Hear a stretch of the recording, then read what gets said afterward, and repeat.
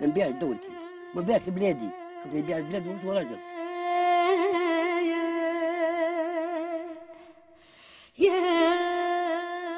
خرجنا من اجل الكرامه، ضربت ولادنا بالرش، الكريم وجال والرش حتى للديار.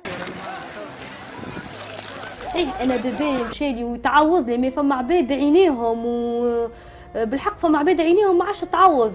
اعمالنا اولادنا مستحيل باش تنسى المأساة هذه. اللي كان رحنا عباد رانا مواطنين ماناش من درجه ثالثه، كان يعتبرونا انه من درجه ثالثه، يقول لنا بروا حاولوا على رواحكم.